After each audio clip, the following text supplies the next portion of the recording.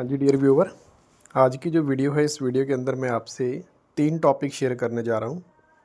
एक तो हम पार्लियामेंट का जो जॉइंट सेशन होता है उसके बारे में बात करेंगे कि इसके साथ रिलेटेड कौन से बेसिक फैक्ट्स हैं।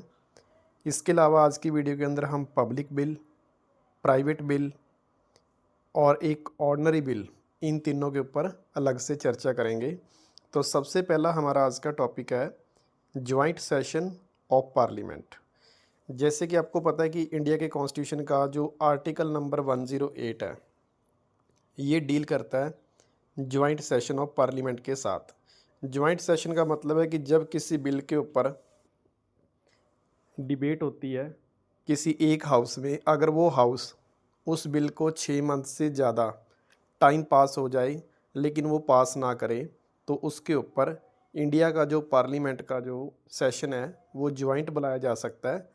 और ये पार्लियामेंट सेशन की जो अध्यक्षता है वो इंडिया के लोकसभा के स्पीकर के अंडर होगी और इसको बुलाने का जो राइट है वो इंडिया के प्रेसिडेंट के पास होता है। अब इस जॉइंट सेशन के बारे में मेन पॉइंट क्या है, तो सबसे पहले देखते हैं कि जॉइंट सेशन कब होगा। तो सबसे पहला है कि अगर मान लो किसी एक हाउस ने बिल पास किया, एग्जाम्पल के तौर पर सपोज करो कि लोकसभा ने कोई बिल पास किया लेकिन राज्यसभा ने उस बिल को रिजेक्ट कर दिया, तो इस केस के अंदर जो जॉइंट सेशन है पार्लियामेंट का बुलाया जा सकता है। पहला केस तो ये है। दूसरा केस है कि जब किसी हाउस के द्वारा किसी बिल के अंदर कोई अमेंडमेंट के लिए प्रपोज़ल लाया गया है कि हमारे अकॉर्डिंग इस बिल के अंदर, मान लो कि लोकसभा के अंदर कोई बिल है, उसके लिए कुछ प्रपोज़ल लाए गए हैं कि इसको अमेंड किया जाए, लेकिन राज्यसभा इनके द्वारा जो अमेंडमेंट के प्रपोज़ल आए हैं अगर उनको रिजेक्ट कर दे, उनको मानने से इनकार कर दे कि हम इस अमेंडमेंट को नहीं मानते, तो उस केस के अंदर जॉइंट सेशन बुलाया जा सकता है। इसके अलावा जो तीसरा केस है उसके अंदर, जैसे मैंने आपको स्टार्टिंग में बताया कि अगर कोई बिल किसी अदर हाउस के अंदर 6 मंथ तक कंटिन्यूसली डिबेट के बावजूद भी पास नहीं होता, तो उस केस के अंदर जॉइंट सेशन बुलाया जा सकता है। ये 3 केस हैं। इन 3 केस के अंदर हम किसी भी पार्लियामेंट के जॉइंट सेशन के लिए कॉल कर सकते हैं। फिर उसके बाद जो जॉइंट सेशन है उसके बारे में सेकंड फैक्ट ये है कि ये सिर्फ ऑर्डिनरी बिल के केस में हो सकता है या फिर आपका फाइनेंशियल बिल के केस में हो सकता है। जैसे कि आपको पता है कि बेसिकली जो बिल है वो ऑर्डिनरी बिल भी हो सकता है, फाइनेंशियल बिल भी हो सकता है, मनी बिल भी हो सकता है, कॉन्स्टिट्यूशन अमेंडमेंट बिल भी हो सकता है, प्राइवेट बिल भी हो सकता है और पब्लिक बिल भी हो सकता है। अलग अलग टाइप के बिल हैं। अब बात यह है कि जो आपका जॉइंट सेशन है पार्लियामेंट का वो सिर्फ इन 2 केस के अंदर ही आएगा। या तो आपका ऑर्डिनरी बिल के ऊपर हो सकता है जॉइंट सेशन, या फिर आपका फाइनेंशियल बिल के ऊपर सेशन बुलाया जा सकता है। कभी भी मनी बिल के केस में या कॉन्स्टिट्यूशन अमेंडमेंट जो बिल है इसके अंदर कभी भी जॉइंट सेशन है जो वो नहीं बुलाया जाता।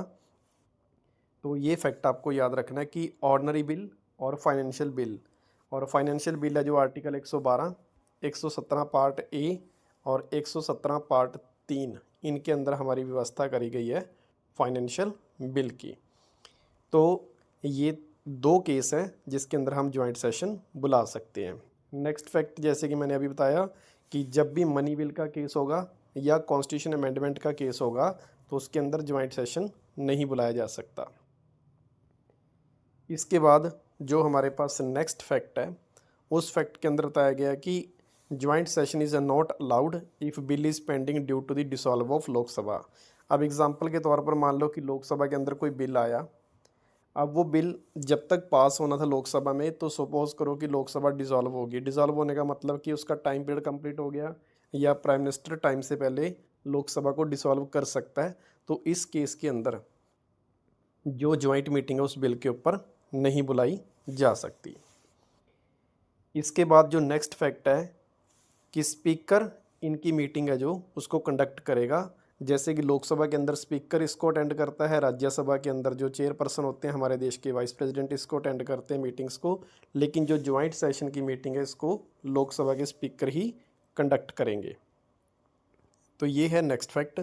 इसके बाद है जब भी ज्वाइंट सेशन की मीटिंग होगी, राज्यसभा और लोकसभा जब भी एक साथ इकट्ठे बैठेंगे, तो इसके अंदर जो प्रोसीजर फॉलो किया जाएगा वो सारा लोकसभा वाला किया जाएगा, क्योंकि लोकसभा के अंदर प्रोसीजर अलग होता है और राज्यसभा के अंदर प्रोसीजर अलग होता है। तो इसके अंदर जितने भी रूल एंड रेगुलेशंस फॉलो किए जाएंगे वो लोकसभा वाले ही फॉलो किए जाएंगे। इसके अंदर राज्यसभा का कोई भी प्रोसीजर है जो वो फॉलो नहीं किया जाएगा जब भी ज्वाइंट सेशन की मीटिंग होगी।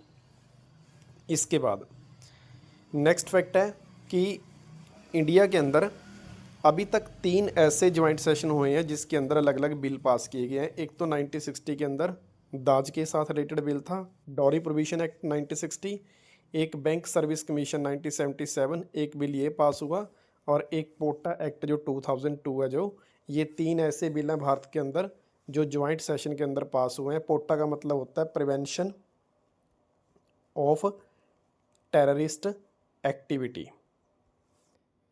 तो जो आतंकवादियों की गतिविधियां हैं उनसे प्रिवेंट करने के लिए ये जो बिल है ये 2002 के अंदर ज्वाइंट सेशन में ही पास हुआ था। तो ये कुछ फैक्ट्स थे जो ज्वाइंट सेशन के साथ रिलेटेड है। इसके बाद नेक्स्ट हम अब टॉपिक करते हैं कि पब्लिक बिल क्या होता है। पब्लिक बिल के बारे में पहला फैक्ट ये है कि जो पब्लिक बिल होता है ये किसी मंत्री द्वारा पेश किया जाता है। मंत्री का मतलब यहाँ पर मिनिस्टर का मतलब क्या होता है, देखो जैसे पार्लियामेंट के अंदर हमारे पास 543 मेंबर्स होते हैं, लोकसभा के अंदर सॉरी। तो लोकसभा के अंदर जो प्राइम मिनिस्टर होता है उसके साथ काउंसिल ऑफ मिनिस्टर होती है, जिसके अंदर हमारे कैबिनेट मिनिस्टर आ गए, सब मिनिस्टर आ गए, इंडिपेंडेंट मिनिस्टर आ गए। तो जितने भी हमारे काउंसिल ऑफ मिनिस्टर के मेंबर हैं जिनके पास कोई ना कोई डिपार्टमेंट है, कोई मंत्रालय है, जैसे एजुकेशन मिनिस्टर हो गया, ट्रांसपोर्ट मिनिस्टर हो गया, ठीक है, डिफेंस मिनिस्टर हो गया, तो इन सभी मिनिस्टर के द्वारा जो बिल पेश किया जाता है उसको हम पब्लिक बिल बोलते हैं। तो पार्लियामेंट के अंदर जितने भी कैबिनेट मंत्री हैं या हमारे स्टेट मिनिस्टर हैं या सब मिनिस्टर हैं, इनके द्वारा अगर कोई बिल पेश किया जाता है तो उसको हम पब्लिक बिल बोलते हैं। लेकिन अगर किसी अदर मेंबर द्वारा जो कि काउंसिल ऑफ मिनिस्टर का पार्ट नहीं है, अगर उनके द्वारा कोई बिल पेश किया जाता है तो उसको हम प्राइवेट बिल बोलते हैं। तो सबसे पहला बेसिक फैक्ट हमारे पास ये आता है कि जब भी हमारी कंट्री के अंदर पब्लिक बिल आएगा तो पब्लिक बिल है जो किसी मंत्री के द्वारा पेश किया जाएगा, और यहाँ पर मिनिस्टर का मीनिंग होता है काउंसिल ऑफ मिनिस्टर। अगर कोई दूसरा मंत्री बिल पेश करता है तो उसको हम बोलते हैं प्राइवेट बिल। तो प्राइवेट बिल कभी भी किसी मंत्रालय द्वारा पेश नहीं किया जाएगा, किसी पर्टिकुलर डिपार्टमेंट के द्वारा पेश नहीं किया जाएगा, लेकिन जो पब्लिक बिल है वो हमेशा किसी मंत्रालय के द्वारा ही पेश किया जाएगा। सेकंड फैक्टर, जब भी पब्लिक बिल पेश होता है तो ये खास करके गवर्नमेंट की जो पॉलिसीज़ हैं उनको रिप्रेजेंट करता है। क्योंकि कोई भी डिपार्टमेंट है, जैसे सपोज करो कि हेल्थ मिनिस्टर है, अगर हेल्थ मिनिस्टर बिल पेश कर रहा है तो वो सरकार की तरफ से ही करेगा। लेकिन जो हमारे प्राइवेट बिल हैं ये ओपोजिशन पार्टी भी कर सकती है। तो ये खास तौर पर जो पब्लिक मैटर्स होते हैं, जो आम जनता से जुड़े हुए मुद्दे हैं, उनके ऊपर जब कोई बिल पेश होता है किसी ओपोजिशन पार्टी द्वारा या other than council of minister के द्वारा, तो उसको हम प्राइवेट बिल बोलते हैं। नेक्स्ट पॉइंट है कि जो पब्लिक बिल है इसके पास होने के चांस लगभग 100% होते हैं, क्योंकि ये सरकार के द्वारा पेश किए जाते हैं। जो इस समय रूलर पार्टी है, जिसकी इस समय सरकार है, ये उनके द्वारा ही पेश किए जाते हैं, तो इसलिए इसके चांस सबसे ज़्यादा होते हैं पास होने के। लेकिन जो हमारे प्राइवेट बिल है, प्राइवेट बिल में प्रॉब्लम ये आती है कि इनके पास होने के चांस बहुत कम होते हैं, क्योंकि ये ज़्यादातर ऑपोजिशन पार्टी के मेंबर द्वारा पेश किए जाते हैं, तो जिसकी वजह से इनके पास होने के चांस कम होते हैं। वेरी इंपॉर्टेंट, अगर मान लो कि पब्लिक बिल लोकसभा के अंदर या राज्यसभा के अंदर रिजेक्ट हो जाता है, उसको ऑपोजिशन पार्टी के द्वारा 2/3 मेजोरिटी के साथ रिजेक्ट कर दिया जाता है, तो इस केस के अंदर गवर्नमेंट को रिज़ाइन देना मैंडेटरी है। तो कहने का मतलब क्या है कि पब्लिक बिल अगर मान लो कि लोकसभा के अंदर पास नहीं होता तो आपकी गवर्नमेंट को रिज़ाइन देना पड़ेगा। लेकिन जो प्राइवेट बिल है, प्राइवेट बिल के अंदर ऐसा कोई इफेक्ट देखने को नहीं मिलता, क्योंकि ये ऑपोजिशन पार्टी द्वारा पेश किया जाता है, तो इसलिए इसके अंदर कोई इफेक्ट नहीं पड़ेगा, सरकार की वर्किंग के ऊपर कोई इफेक्ट नहीं पड़ेगा। पब्लिक बिल को लोकसभा या राज्यसभा के अंदर पेश करने के लिए आपको 7 दिन पहले इसकी इन्फॉर्मेशन देना ज़रूरी है, जबकि प्राइवेट बिल अगर किसी मेंबर ने पेश करना है तो इसके लिए आपको 1 मंथ अर्लियर नोटिफिकेशन देना ज़रूरी है। तो ये डिबेट है आपकी पब्लिक बिल और प्राइवेट बिल की। उम्मीद करता हूँ कि आपको ये दोनों कंसेप्ट यहाँ से क्लियर होंगे। अब चलते हैं, लास्ट टॉपिक है हमारे पास ऑर्डनरी बिल। ऑर्डनरी बिल है जो, ये इसका पहला फैक्ट हमारे पास ये है कि ये किसी भी हाउस में पेश किया जा सकता है, चाहे आप इसको राज्यसभा में पेश करो तो चाहे आप इसको पहले लोकसभा के अंदर पेश करो। लेकिन जो मनी बिल है उसके बारे में फैक्ट ये है कि वो हमेशा ही पहले लोकसभा में आएगा और फिर राज्यसभा में। सेकंड फैक्ट है कि इसको कोई भी पेश कर सकता है, मिनिस्टर भी कर सकता है और अदर देन मिनिस्टर भी कर सकते हैं। मतलब कि कहने का मतलब कि जो आपके 543 मेंबर है लोकसभा के, उनमें से कोई भी मेंबर इस बिल को पेश कर सकता है, चाहे उसके पास कोई डिपार्टमेंट है या नहीं है। इसको कैबिनेट मंत्री भी पेश कर सकता है, इसको स्टेट मिनिस्टर भी कर सकता है, इसको सब मिनिस्टर भी कर सकते हैं, ओपोजिशन पार्टी भी कर सकती है, और जो रूलर पार्टी है उसका कोई भी अदर मेंबर है जो इसको पेश कर सकता है। इसके ऊपर कोई भी ऑब्जेक्शन नहीं है। नेक्स्ट है कि जो ऑर्डनरी बिल है इसको अपर हाउस यानी कि राज्यसभा द्वारा रिजेक्ट भी किया जा सकता है और इसको अमेंडमेंट भी किया जा सकता है। इसके पास ये राइट होता है ऑर्डनरी बिल के केस के अंदर। उसके बाद है कि जो आपका ऑर्डनरी बिल है इसको लोकसभा या राज्यसभा के अंदर पेश करने के लिए प्रेसिडेंट की परमिशन की ज़रूरत नहीं होती, लेकिन जब मनी बिल पेश करना है तो उस समय आपको परमिशन लेनी ज़रूरी होती है।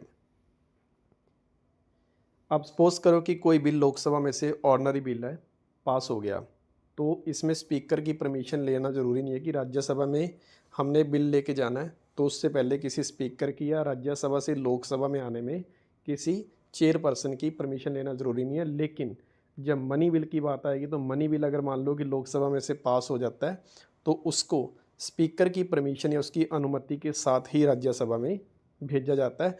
लेकिन ऑर्डनरी बिल के केस के अंदर ऐसे कुछ भी प्रोविज़न नहीं होगी। उसके बाद राज्यसभा ऑर्डनरी बिल के ऊपर 6 मंथ के लिए डिस्कशन कर सकती है। अगर 6 मंथ से ज़्यादा हो जाते हैं तो उसके ऊपर आपकी जॉइंट पार्लियामेंट मीटिंग है जो वो बुलाई जा सकती है। उसके बाद जो इंडिया का प्रेसिडेंट है, जब उसके पास लोकसभा और राज्यसभा में से कोई भी ऑर्डनरी बिल पास होने के बाद पहुंचता है सिग्नेचर करने के लिए, तो वो उसके ऊपर रिव्यू ले सकता है, उसको दोबारा लोकसभा या राज्यसभा के अंदर डिस्कशन के लिए भेज सकता है। लेकिन मनी बिल के केस के अंदर ऐसा नहीं होता, तो उसमें राष्ट्रपति बिल को वापस नहीं भेज सकता।